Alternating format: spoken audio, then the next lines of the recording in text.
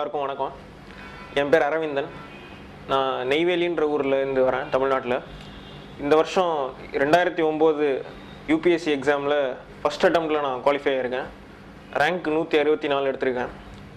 நான் வந்து civil services படிக்கிறவங்க எல்லார்கிட்டையும் என்னோடய மெத்தட் ஆஃப் ஸ்டடி, ஸ்ட்ராட்டஜி அதெல்லாம் நான் ஷேர் பண்ணிக்கலான்னு விரும்புகிறேன். முதல்ல டியூரேஷன் ஆஃப் ப்ரிப்பரேஷன், அதாவது எவ்வளவு நேரத்துக்கு முன்னாடி படிப்பை ஆரம்பிக்கணும். ஐடியலாக பார்த்தீங்கன்னா ப்ரிப்பரேஷனுக்கு ஒரு வருஷம் ப்ரிலிமினரி எக்ஸாமினேஷனுக்கு முன்னாடி, ஒரு வருஷத்துக்கு முன்னாடி படிக்கிறத ஆரம்பித்தா கரெக்டாக இருக்கும். ஆனால் காலேஜ் ஸ்டூடெண்ட்ஸ்லாம் வந்து என்கிட்ட கேட்குறாங்க, காலேஜில் படிக்கும் போதே என்ன படிக்கிறது, யூபிஎஸ்சி எக்ஸாமுக்காக எப்படி ஆரம்பிக்கிறது அப்படின்னு. அவங்களுக்குலாம் நான் சொல்லிக்கிற விஷயம் ரெண்டு தான். ஒன்று, செய்தித்தாளை ரெகுலராக படிங்க. இன்னொன்று, விருப்ப பாடம் தேர்ந்தெடுக்கிறத பற்றி இப்போ யோசிக்க ஆரம்பிங்க. செய்தித்தாள்னா எப்படி படிக்கணும்? செய்தித்தாள் எடுத்துக்கிட்டிங்கன்னா பேஜ் 1லேருந்து லாஸ்ட் பேஜ் வரைக்கும் ஏகப்பட்ட நியூஸ் இருக்கும்.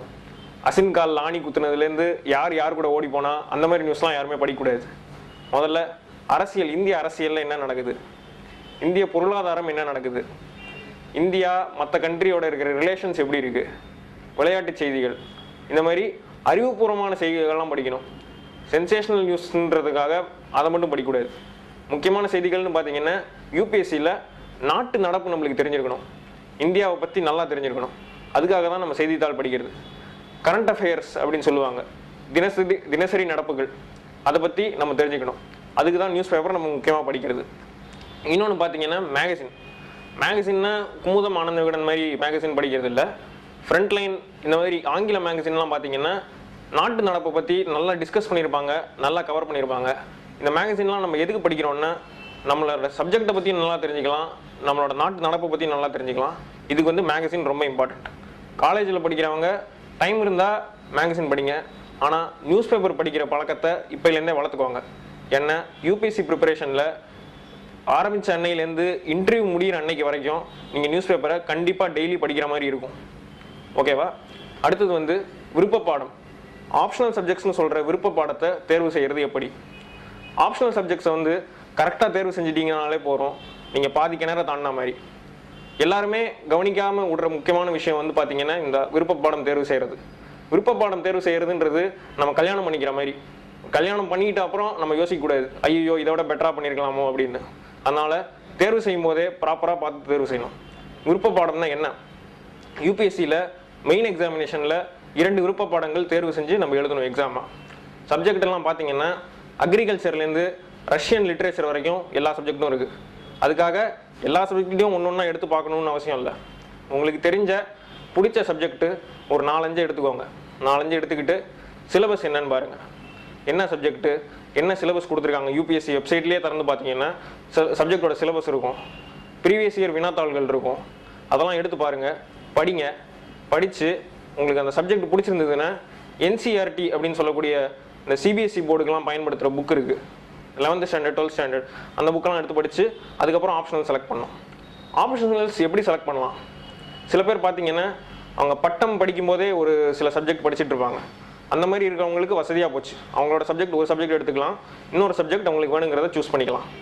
இப்போ முக்கியமாக பார்த்தீங்கன்னா மக்கள் நிறைய பேர் படிக்கிற பாடங்கள்லாம் பார்த்தீங்கன்னா history, geography, sociology, public administration, political science, psychology, இந்த மாதிரி சப்ஜெக்ட் தான். அதனால் இன்ஜினியரிங் மாணவர்ஸ்லாம் நான் வந்து அவங்க சப்ஜெக்டை எடுக்கக்கூடாதுன்னு சொல்ல. இன்ஜினியரிங் மாணவர்ஸ்க்கெலாம் கூட ஃபிசிக்ஸு, கெமிஸ்ட்ரி, பயாலஜி, இந்த மாதிரி botany, zoology, mechanical engineering, chemical engineering, இந்த மாதிரி சப்ஜெக்ட்லாம் கூட இருக்குது. ஆனால் என்ன பிரச்சனைன்னா இந்த மாதிரி சப்ஜெக்டை நிறையா பேர் சூஸ் பண்ண மாட்டாங்க. லா ஆஃப் ஆவரேஜஸ் அப்படின்னு சொல்லுவாங்க. அதை வந்து அந்த அட்வான்டேஜை நீங்கள் இழக்கிறீங்க. அதுக்காக உங்களை அந்த சப்ஜெக்டை சூஸ் பண்ண வேணாம்னு நான் சொல்லலை. உங்களுக்கு ரொம்ப பிடிச்சிருக்கு அந்த சப்ஜெக்ட் பிடிச்சிருக்கா இல்லையா, அதுதான் ரொம்ப இம்பார்ட்டண்ட். சப்ஜெக்ட் செலக்ட் பண்ணுறதுக்கு ரொம்ப பிடிச்சிருந்ததுன்னா நீங்கள் எடுத்து 400க்கு மேலே கூட அந்த சப்ஜெக்டில் மார்க் வாங்கலாம். அதனால் ஆப்ஷனல் சப்ஜெக்ட் செலக்ட் பண்ணுறதை ஒழுங்காக ப்ராப்பராக முடிவு பண்ணிக்கோங்க. அடுத்து யூபிஎஸ்சி எக்ஸாம் பற்றி சில வதந்திகள் உழவுது அப்படின்னு தான் நான் சொல்லுவேன், தமிழ்நாட்டு மக்கள் மத்தியில் குறிப்பாக. ஒன்று வந்து பார்த்தீங்கன்னா 12th வந்து நிறையா மார்க் எடுத்துருக்கணும், 10th 12th நிறையா மார்க் எடுத்துருக்கணும், நல்ல காலேஜில் படிச்சிருக்கணும், இன்டெலிஜென்ஸ் ஐக்யூலாம் ஜாஸ்தியாக இருக்கணும், அப்படிலாம் எதுவுமே கிடையாது. யூபிஎஸ்சியில் வந்து உங்களுக்கு நாசாவுக்கு போகிறதுக்கு விஞ்ஞானிகள் யாருமே செலக்ட் பண்ணுறதில்ல. மக்கள் கூட இன்ட்ராக்ட் பண்ணுறதுக்கு, பொலிட்டிஷியன்ஸ் கூட இன்ட்ராக்ட் பண்ணுறதுக்கு, மக்களுக்கு நல்லது செய்கிறதுக்காக உங்களை செலக்ட் பண்ணுறாங்க. அதுக்கு என்ன அவசியம்? இன்டெலிஜென்ஸு, ஐக்யூ அதெல்லாம் அவசியமே கிடையாது. மக்களுக்காக நீங்கள் வேலை செய்வீங்களா மாட்டீங்களா, பணத்துக்காக சர்வீஸ்க்கு வரீங்களா இல்லையா, அதெல்லாம் தான் ரொம்ப முக்கியம். இன்னொன்று வந்து ஹார்ட் ஒர்க். சில பேர் சொல்லுவாங்க 20 மணி நேரம் படிக்கணும் டெய்லி, அந்த மாதிரி படித்தாலும் இந்த எக்ஸாம்லாம் கிளியர் பண்ண முடியும். கிடையவே கிடையாது. நீங்கள் எவ்வளோ நேரம் படிக்கிறதுன்றது சுத்தமாக முக்கியமே கிடையாது. எப்படி படிக்கிறீங்க, என்ன படிக்கிறீங்க, இதுதான் முக்கியம். இப்போ புக்ஸு பார்த்துக்கிட்டிங்கன்னா, புக்ஸை செலக்ட் பண்ணுறதுல கொஞ்சம் கேர்ஃபுல்லாக இருக்கணும். எல்லா புக்கும் எடுத்துக்கிட்டிங்கன்னா அட்டையிலேருந்து அட்டை படிக்கக்கூடாது. அந்த புக்கை சில புக்கில் சில சாப்டர்ஸ் ரொம்ப இம்பார்ட்டண்ட். எல்லா சப்ஜெக்ட்டுக்கும் பார்த்தீங்கன்னா அந்த மாதிரி புக்ஸ் இருக்குது. அந்த மாதிரி புக்ஸை செலக்ட் பண்ணும்போது ப்ராப்பராக செலக்ட் பண்ணி படிக்கும்போது அது ப்ராப்பராக படித்து கரெக்டாக நோட்ஸ் எடுத்து படிக்கணும். அந்த மாதிரி படிச்சிங்கனாலே போகிறோம். இன்னொன்று வந்து ஹார்ட் ஒர்க்குன்ற பேரில் காலையில் 5 மணிக்கு ஏஞ்சி ஜில்லு தண்ணியில் குளிச்சுட்டு உட்காந்து படிக்க ஆரம்பிக்கிறது, இந்த மாதிரிலாம் படிக்கணும்னு அவசியமே கிடையாது. நீங்கள் ஜாலியாக எப்படி பிடிச்சி எப்படி உட்காந்து படித்தா உங்களுக்கு மண்டையில் ஏறுமோ, எப்படி நோட்ஸ் எடுத்தால் உங்களுக்கு புரியுமோ அந்த மாதிரியே படிங்க. ஏன்னா எல்லாருக்கும் ஒருத்தருக்கும் பயன்படுற ஸ்ட்ராட்டஜி வந்து உங்களுக்கும் பயன்படும் சொல்ல முடியாது. உங்களுக்கு எப்படி படித்தா புரியும், உங்களுக்கு என்ன சப்ஜெக்ட் விருப்பமாக இருக்கும், அந்த மாதிரி எப்படி உங்களுக்கு என்ன நியூஸ் பேப்பர் பிடிக்கும், அந்த மாதிரி எடுத்து படிக்கிறீங்கன்னா அப்படியே தான் எடுத்து படிக்கணும். மற்றவங்க ஃபாலோ பண்ணுறாங்கன்றதுக்காக அதையும் நீங்கள் கண்மூடித்தனமாக ஃபாலோ பண்ணக்கூடாது. அடுத்ததாக ஆன்சர் ரைட்டிங் எழுதி பழக்கப்படுத்தணும். இந்த மெயின் எக்ஸாமில் பார்த்தீங்கன்னா உங்ககிட்ட யாரும் நேராக வந்து கேள்வி கேட்க போகிறதில்ல. 3 மணி நேரத்தில் கொடுத்த கேள்விகளுக்கு நீங்கள் பதில் எழுதணும். நீங்கள் ஒரு சப்ஜெக்டில் டாக்டர் பட்டமே வாங்கியிருந்தா கூட முக்கியம் கிடையாது. அந்த 3 மணி நேரத்தில் நீங்கள் என்ன திறமையை வெளிப்படுத்துறீங்களோ அந்த ஆன்சர் ஷீட்டில், அதுதான் ரொம்ப முக்கியம். அதனால் நீங்கள் படிக்கிறதுக்கு எவ்வளோ முக்கியத்துவம் கொடுக்குறீங்களோ அதே மாதிரி எழுதி பார்க்குறதுக்கும் நீங்கள் முக்கியத்துவம் கொடுத்தாகணும். எழுதி பார்க்குறதுனால உங்களுக்கு என்னென்ன கிடைக்கும்? ஒன்று, கண்டென்ட்டை எப்படி, அந்த விஷயத்தை எப்படி அந்த ஆர்டரில் சொல்கிறது அப்படின்றது முதல்ல தெரியும். 2வது, டைம் மேனேஜ்மெண்ட். 3 மணி நேரத்தில் பேப்பர் எழுதி முடிக்கிறதுன்றது சாதாரண விஷயம் இல்லை. எழுத தான் எவ்வளோ வேகமாக எழுதணும், அப்புறம் உங்கள் ஹேண்ட் ரைட்டிங்கும் இம்ப்ரூவ் ஆகும். இது 2 ரொம்ப இம்பார்ட்டண்ட் மெயின் எக்ஸாமுக்கு. இதெல்லாம் தான். அடுத்தது பார்த்தீங்கன்னா நேர்முகத் தேர்வு.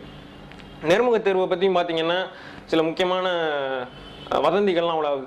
அதாவது 10 கேள்வியில் 8 கேள்வி சொன்னால் போகிறோம், 10 கேள்வியில் 8 கேள்வி சொல்ல முடியலன்னா நம்மளுக்கு கிடைக்காது அப்படின்னு.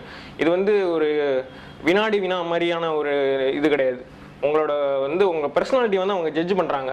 எப்படி நீங்கள் சர்வீஸ்க்கு பயனுள்ளதாக இருப்பீங்களா, மக்களுக்கு ஒழுங்காக சேவை செய்வீங்களா, நீங்கள் ஒரு நல்ல சிவில் சர்வெண்ட்டாக இருப்பீங்களா, இதை தான் டெஸ்ட் பண்ணுறாங்க அவங்க. உங்களை வந்து ஒரு என்சைக்ளோபீடியாவோ இருக்கணும், இல்லை விக்கிபீடியா அந்த மாதிரி இருக்கணுன்றதை அவங்க எக்ஸ்பெக்ட் பண்ணவே இல்லை. அதனால் நீங்கள் வந்து என்ன நேர்முக தேர்வுக்கு நீங்கள் உங்களை எப்படி தயார்படுத்திக்கணும்னா, முக்கியமான விஷயங்கள் என்னென்னா ஹானஸ்டி. நீங்கள் நேர்மையானவரான்னு பார்ப்பாங்க, அதுதான் ரொம்ப முக்கியம். அப்புறம் உங்களுக்கு கான்ஃபிடன்ஸ் இருக்கா, எவ்வளோ பெரிய பிரச்சனை வந்தாலும் அதை எதிர்கொள்கிற சக்தி இருக்கா உங்களுக்கு, இதெல்லாம் தான் அவங்க டெஸ்ட் பண்ணுறாங்க.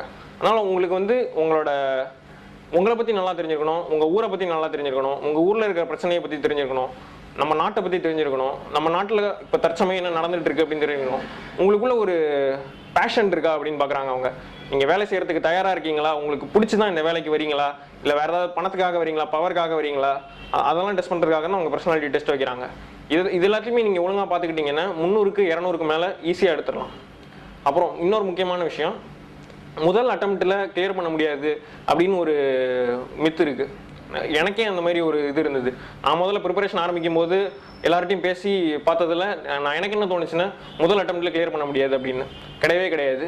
இந்த வருஷம் பார்த்தீங்கன்னா நிறைய பேர் முதல் அட்டம்ப்டில் கிளியர் பண்ணவங்க நல்ல இளமையான ஆஃபீஸர்ஸ் தான் நிறைய பேர் செலக்ட் பண்ணியிருக்காங்க.